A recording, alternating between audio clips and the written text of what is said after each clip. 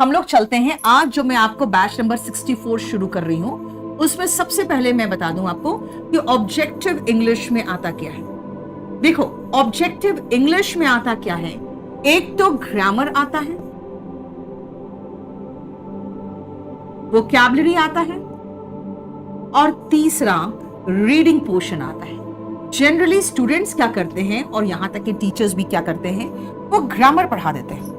और जब ग्रामर खाली बच्चे पढ़ के जाते तो कहते हैं हाय राम, ये क्या हुआ, सिर्फ और सिर्फ 6 से 7 मार्क्स का हम तैयारी करके गए, जो एग्जैक्टली 7 से 8 मार्क्स का आएगा वो तो रीडिंग हमने देखा ही नहीं, और यहां पर भी 7 से 8 मार्क्स के वोकैबुलरीज आएंगे, वो तो देखा ही नहीं। तो आप खाली ग्रामर पढ़ के जाओगे, आप सिर्फ 6 से 7 मार्क्स की तैयारी करके जा रहे हो आउट ऑफ 25 क्वेश्चन, 25 में से। ठीक है, अब देखो कैसे होता है। सबसे पहले रीडिंग तो 5 नंबर के सीधा क्लोज टेस्ट आते हैं, सीधा 5 नंबर के क्लोज टेस्ट हो।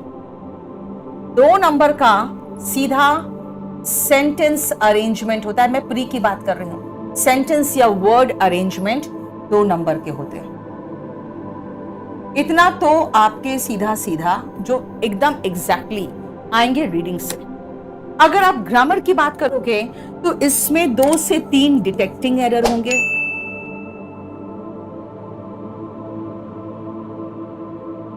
2 सेंटेंस इंप्रूवमेंट होगा, सेंटेंस इंप्रूवमेंट, और अगेन ध्यान से सुनना, 1 या 2 फिलिंग द ब्लैंक्स होगा। और फिलिंग द ब्लैंक्स में कोई जरूरी नहीं कि खाली ग्रामर का होगा, हो सकता है एक आध कहीं उसमें वोकैब का हो जाए। आप कहोगे हो तो गया मेरा 6 है ना, 3 4 5 6 7, 6 से 7 तो हो ही गया। लेकिन याद रखना इसमें 2 पोर्शन है, एक है पैसिव वॉइस, एक है डायरेक्ट इनडायरेक्ट। वो पैसिव वॉइस 2 क्वेश्चन आ जाते हैं और डायरेक्ट इनडायरेक्ट भी 2 क्वेश्चन आ जाते हैं। 2+2 वॉइस एंड नरेशन से आ जाता है।